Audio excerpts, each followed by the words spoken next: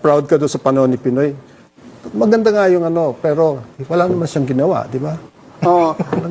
Infrastructure-wise, you mean? Infrastructure. Nililinaw ko lang po sa viewers. Wala siyang ginawa sa infrastructure. May iilan, hindi madami. Yes. Palpak pa yung MRT sa Tino, laging ano, di ba, sira. Sir, sorry, baka magalit ang mga manonood. I have to ask this question. Panahon ni Duterte, madami din tayong inutang, hindi po ba? Hindi po ba yung utang na binabayaran natin ngayon, galing sa panahon ni President Duterte? Hindi naman. Kasi, Hindi lahat. pero Accumulated. ang pinakamataas na utang nung pumasok si Cory. Noon, natatanda ko talagang wala kaming magawa dahil napakalaki ng utang. galing kasi napababa na natin yan to Kasi nasa IMF tayo, World Bank, di ba? napababa na natin yan to 39.5 as of share of GDP. Yeah. Hindi na masama yan, ha? Kasi- In fact, that's the envy of many countries. Kasi globally, pag tinignan mo yung global debt versus yung global GDP, it's 95%. 95%. Kasi- Hindi naman masamang manghiram ng pera eh. Of course. Kung ang return on investment, halimbawa, meron ka isang project na magbibigay sa'yo ng 20% return, and manghihiram ka 3%, it makes a lot of sense. Again, it goes back to quality of spending. Correct, If the project is paying for itself, then it's not really a debt. Correct, It's a debt, but it's not a bad Mas malaki pa nga utang ng US and Japan eh. Ang US, Bakit mayaman about sila? 110, Sa Japan is China. about 250. Yeah. I'm just forgetting my statistics kasi, Sek, pero if I recall correctly, sa 4 to 5 years ni BBM, yung sa dami ng inutang niya is almost the same amount sa 6 years ni President Duterte. So, I agree, mas madaming inuutang ngayon. Pero, ang laki pa din ng inutang ng Duterte admin, definitely compared to Pinoy. Pero dumaan tayo sa pandemic eh. Kaya kailangan mo mangutang eh. Sa pandemic. And again, the quality of spending. Ang quality of spending. Nag-build si Duterte. Nag-build siya. No? Pero sir, may Kasi marami. proud ka doon sa panahon ni Pinoy. Maganda nga yung ano, pero wala naman siyang ginawa, di ba? Oh. Walang ginawa. Pero may- Infrastructure-wise, you mean? Infrastructure. Nililinaw ko lang po sa viewers. Wala siyang ginawa sa May infrastructure. iilan, hindi madami. Yes. Palpak pa yung MRT sa Tino, laging ano, di ba, sira.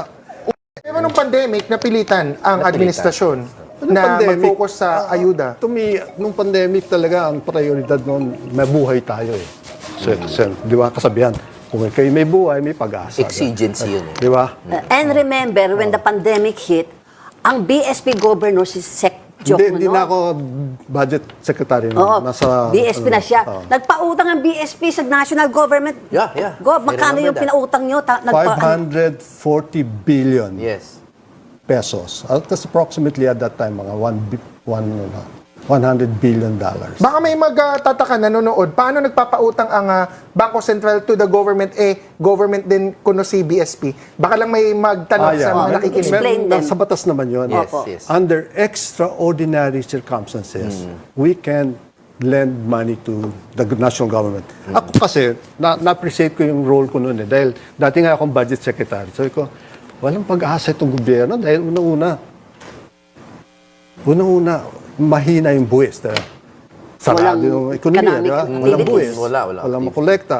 Tapos, ang laki-laki naman ng expenditures natin dahil kailangan mo ng vaccine, vaccine, yung mga ayuda, di ba? So, saan kukuha ng pera ang gobyerno? So, sabi ko, pahiramin na lang natin. Yeah. Ang ano nga na issue nun, bibigyan ba natin, may interest pa ba ito? Sabi ko, hindi na. Kamusta yung utang, sir? Balik pera na lang. Balik mo, ano lang. Nabayaran na. Walang interest, bayaran nyo lang. Hindi, I mean, kamusta Nabayaran yung na. utang Bayad Pero bayad na. Bago, Bayad na. bago bumaba si Digong, Okay. bayad na. Alright, mag-reaction tayo dito mga kaubayan no, sa Tilabagay pagsupalpal kay suspended anti-Duterte lawyer si Jesus Falsis ni dating Finance Secretary, dating DBM Secretary at dating BSP Governor Benjamin Jokno no, na alam naman po natin yung karakas dito ni Jesus Falsis na anti-Duterte. Panay banat po ito kay BP Sara at dating Pangulong Duterte no mga kabayan. At dito harapang sinabi dito na proud ka sa panahon ni Pinoy na wala naman siyang nagawa no ng mga panahon na iyon.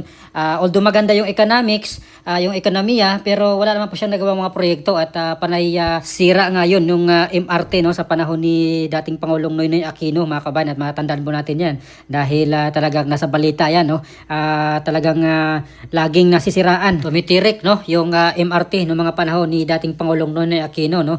At nasa balita po yan mga kabayan, hindi po natin madidinay yan at yun po yung isa sa mga problema nga po ng mga commuters ng mga panahon na yun no, nahihirapan po sila dito dahil syempre yung trend talaga dyan ay marami maraming sumasakay, lalo na yung mga nagtitipid at umiiwas sa mga matinding traffic dyan, mga kabayan, lalo na sa EDSA, no? At dito gustong palabasin rin ni Jesus Falces na si dating Pangulong Duterte daw yung maraming utang, no, kumpara sa ibang mga presidente, mga kabayan. At syempre hindi po alam ni or ayaw pong sabihin dito ni Jesus Falces na nung mga panahon na iyon, nung panahon ni dating Pangulong Duterte ay meron nga pong COVID, no, at malaking porsyento ng inutang ay napunta doon sa pagtugon para sa mga Pilipino nung panahon ng COVID na walang trabaho, walang hindi makalabas ng bahay dahil bawal, at syempre yung ayuda, mga kabayan, no, at doon pa sa mga pinambibili ng mga kailangan ng mga gamit, mga yung mga PPEs, mga ganon, panggamit sa hospital, ay napunta rin doon yan, mga kabayan, yung unutang ng administration, no, ng Duterte admin nung panahon na iyon. At bukod pa dyan, dito nga po sa build, no, project ni dating Pangulong Duterte, ang dami niyang napagawang mga kalsada, napagawang tulay, at yung mga airports, no, at seaports ay pinaayos, pinaganda. At nung panahon ni dating Pangulong Duterte ay nasa 250, no, na mga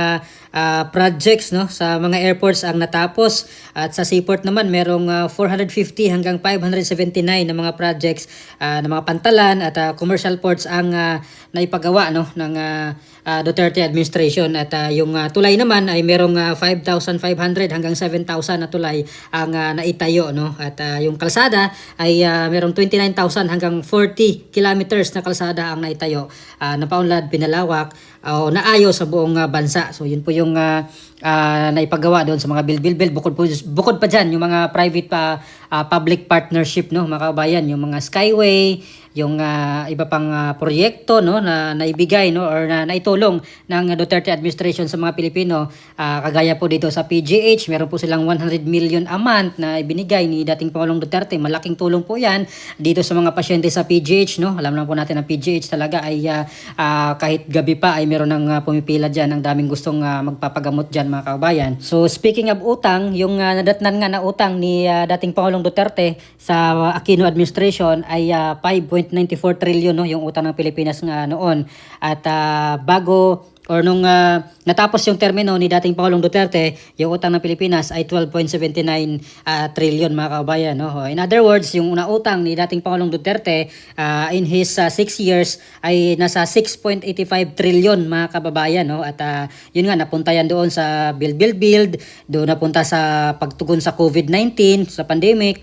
At ngayon, yung utang natin as of June 30, 2026, nasa 19.07 trillion na, mga kababayan. So, in other words, sa 5 years ni Pangulong Marcos Jr., yung nautang niya dito ay nasa 6.28 trillion na, mga kababayan, no? Halos magkaparehos na lang, no, ng naging utang ni dating Pangulong Duterte sa 6 years niya. At pero pang isang taon, itong si President Marcos Jr., mga kababayan, no, hanggang 2028. At yung mga pera na yan, yung 6.28 trillion ay tinatanong natin kung saan napunta yan, mga kababayan, no? Dahil wala naman po tayong nakitang mga solido na mga proyekto niya nagawa, no? Yung mga masabi nating flagship projects niya, bukod doon sa mga ayuda, no, na kanyang legasiya.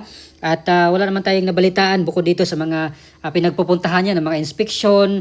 Yung mga project na merong natapos niya ay gawa pa yan ng mga nakaraang administration, mga kababayan, hindi mo po agad-agad natapos yon. At yung mga sinasabi niya nga na mga pabahay, 1 million per year ba yun?